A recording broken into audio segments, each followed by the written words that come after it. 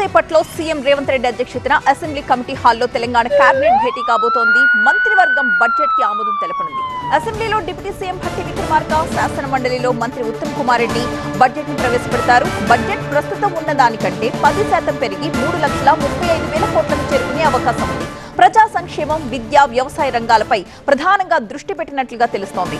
రైతు భరోసా, రైతు బీమా, ఇందిరమ్మ ఇళ్లు, మహాలక్ష్మి పథకాలకు భారీ కేటాయింపులు ఉండబోతున్నట్లుగా తెలుస్తోంది. సన్నవడ్లకు 500 రూపాయల బోనస్, సబ్సిడీ బియ్యం పథకాలకు నిధులు కేటాయించబోతున్నారు. కళ్యాణ లక్ష్మి కింద ఇచ్చే మొత్తాన్ని 1,30,000కు పెంచే అవకాశం కనిపిస్తోంది. మా ప్రతినిధి ప్రభాకర్ లైవ్ లో సిద్ధంగా ఉన్నారు మరింత సమాచారం అందించడానికి. ప్రభాకర్, ఈ రోజు బడ్జెట్ హైలైట్స్ ఏంటి?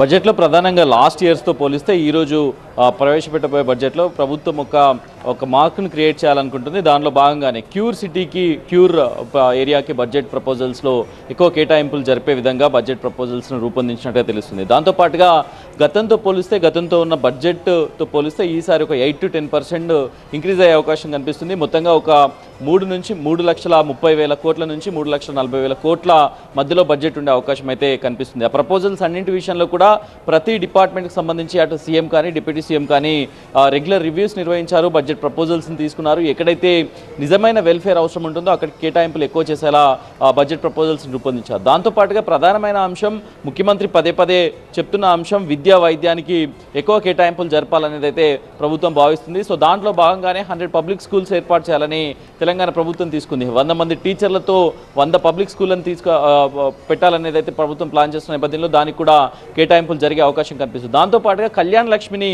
ఇంక్రీజ్ చేసే అంశం చాలా కీలకమైన అంశంగా చూడొచ్చు. ఇప్పుడు 1,00,000 రూపాయలు ఉంది కళ్యాణ లక్ష్మికి సంబంధించి, దాన్ని 1,30,000 చేసే ఆలోచనలో ప్రభుత్వం ఉంది. ఈరోజు బడ్జెట్లో ఆ ప్రకటన కూడా రావచ్చు. దాంతోపాటుగా ఈ హెల్త్కు సంబంధించి టిమ్స్ కేటాయింపులు జరగనున్నాయి. పిహెచ్సిలు, primary health centres, city health centres, వీటికి సంబంధించి బలోపేతం చేయడానికి అధిక నిధులు కేటాయించే అవకాశం కనిపిస్తుంది. దాంతోపాటుగా గత ప్రభుత్వం తర్వాత మళ్ళీ భారీగా కేటాయింపులకు నోచుకొని హోంశాఖకి ఈసారి ప్రత్యేక కేటాయింపులు చేసే విధంగా బడ్జెట్ ప్రపోజల్స్ రూపొందించినట్టు తెలుస్తుంది.